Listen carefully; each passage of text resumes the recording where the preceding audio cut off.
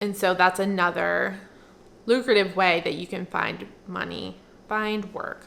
You can find money. Yeah, it's just like laying around everywhere. You can find work as a freelancer. What's up?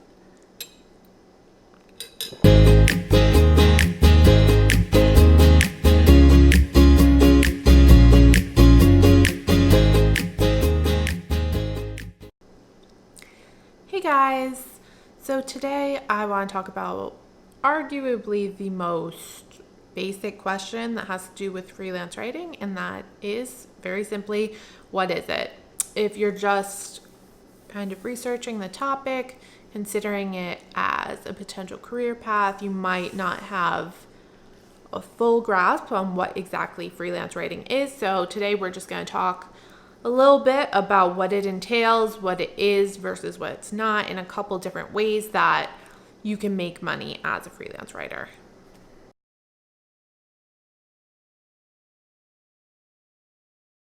So as a freelancer, whether you're a writer or a different kind of freelancer, the main distinction is that you are self-employed and you're not actually working for one particular company. So basically what happens as a freelancer, you work for yourself and companies are going to hire you as an independent contractor.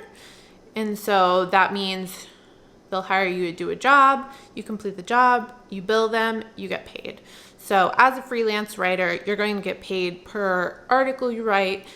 There are some gigs that pay hourly, so it's kind of more of a part-time position where, you work for 6 hours a day for them and they pay you. But the main distinction is that you're not actually employed by the company, you're an independent contractor. And so that's how kind of freelancing is different than being a full-time employee.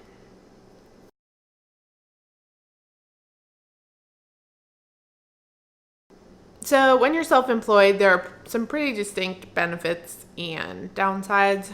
One of the big benefits, obviously, you're your own boss.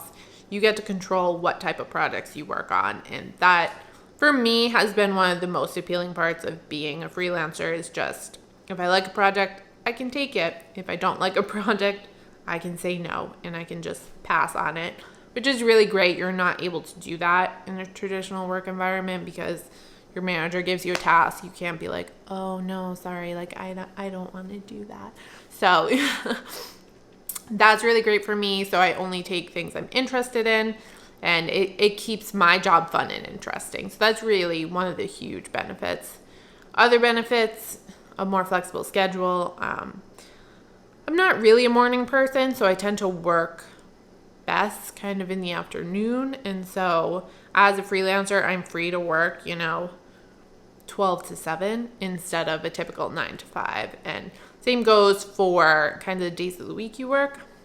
My boyfriend, I don't know why I'm confused about that. He's my boyfriend. My boyfriend works second shift and he has Mondays and Tuesdays off, which if I worked a 9 to 5, we'd never see each other. So it's nice in that way because we can spend the mornings together, and we can also, I can take a Tuesday off randomly and we can do fun stuff together. So it lets us have more time together, which is always nice. One of the biggest downsides of being a freelancer is that you don't have the benefits that come along with being employed full-time. So you're not getting health care, you're not getting retirement contributions, you can't even have a 401k, you have to have an IRA instead. And it can be really expensive. It's if you're already married, you can get on a family plan if your spouse has insurance, but personally, I pay for my insurance out of pocket, and let me tell you, it's pricey. So that's one of the big things to consider if you're thinking about going freelance, that you do have to provide your own benefits, you have to pay all your own taxes, you have to budget for your own taxes, which we'll talk about in a different video because it's a huge topic. But keep that in mind. Don't underestimate that. It's really a big thing to figure out, to consider if you're thinking about going full-time freelance. Some other downsides, there's no paid time off. If you take time off, you're not working and you're not getting paid. And so sure, you could take a month-long vacation if you wanted to, but you're not going to have any income coming in at the time because of the nature of freelance. You work, you get paid. And so if you're not working, you're not getting paid. Keep that in mind. People, I think, tend to look at the freelance lifestyle and be like, oh my God, that's so great. You can go on as many vacations as you want. And I'm like, well, yes, technically, like no one's going to tell me, no, you can't go on vacation. But at the same time, if I'm not working for 2 weeks every month, I'm not going to make money. And well, I don't know how I'm going to pay for that vacation. So keep that in mind. It's not all rainbows and butterflies.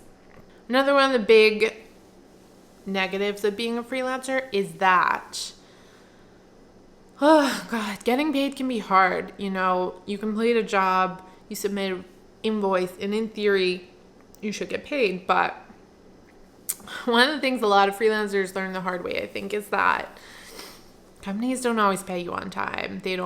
Some like never pay you. I've always been like mind blown about this. Like someone does work for you and you're not going to pay them. But yeah, no, I know a lot of freelancers who just really struggle to get paid. They do the work, they do a good job. The company takes your work and just never pays you. That's absolutely ridiculous to me, but it's the reality of freelance. That sometimes you're going to really have to like claw your way to a payment. And so you have to be mentally prepared for that. And on the same note, there's also no guarantee of income. So I have a lot of good, stable clients who provide me with work month after month, but they have a weird month and all of a sudden they don't have work for me. There's no guarantee of income. Your income is going to fluctuate from month to month. You have a base of clients and you kind of get ongoing gigs. You can stabilize it out a little bit, but even then, like I made over $15,000 last month. In this month, I might not even make $5,000. So it can really vary. And so you need to be prepared for that. You need to be financially secure to deal with those kind of fluctuations. So another big thing to consider about the freelance lifestyle.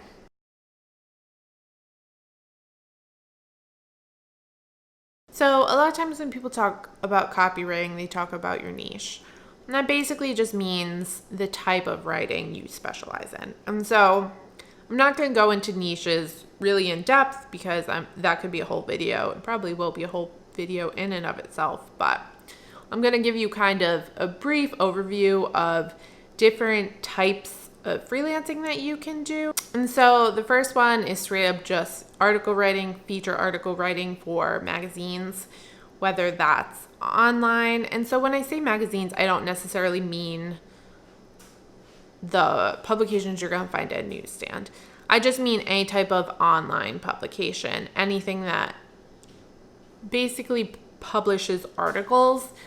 They probably need help. They probably use freelancers. It's just kind of how those type of organizations run.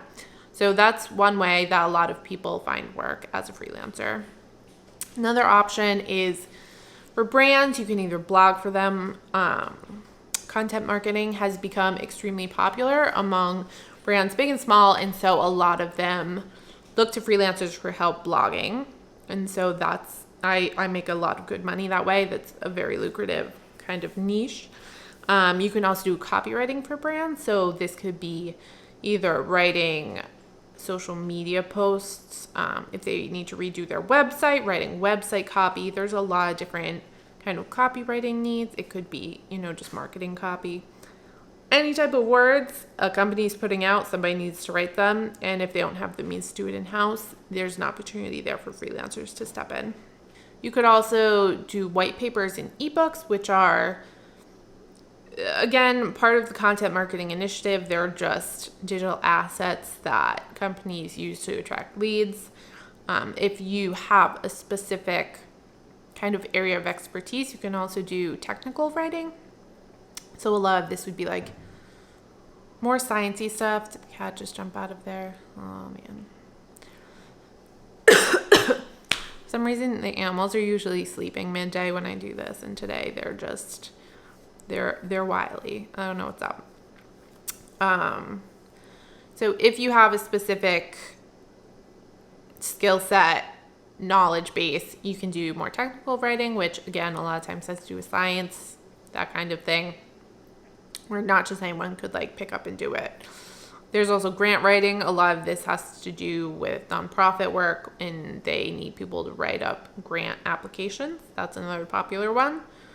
You can also do your more traditional journalism, which is, reporting on the news that happens. There's also investigative journalism, which are kind of longer stories that you investigate. I think we all kind of know what that means. Another popular area is ghostwriting. And so this can be for a wide variety of reasons, but the general idea is that you're going to write something and someone else is going to put their name on it. It sounds weird, but it's actually a very common practice. So if you go on like for the Forbes website and you see an article written by like the CEO of whatever big company, chances are he or she did not actually write that, and they paid someone to write it and just put their name on it. It's called ghostwriting. It's really actually pretty common, and I don't do it because I like having my name on things, but it's a good way to make money, especially if you're doing it for bigger businesses, because they have the funds to spare. And finally, you can do freelance editing or proofreading. Pretty self-explanatory, but you just edit or, fix other people's writing. There are freelance jobs for that as well. This has been a little bit of a jumbled video, but it's kind of hard to answer the question of what is a freelancer without giving specific examples. In a nutshell, you're a self-employed person that provides writing services to business. I guess that would be my, concise definition of it. So remember, you're self-employed. You're going to work as an independent contractor, responsible for going out and finding your own work. It's a fun lifestyle. It's really interesting. It can work for a lot of people, but there are also a lot of challenges to it, which we'll cover more in future videos. So if you have any questions about what freelance writing is, about anything I said in this video, please feel free to leave a comment. And if you found this helpful, please hit the like button so we can continue to make good content for you. Thanks, guys. I'll see you next time.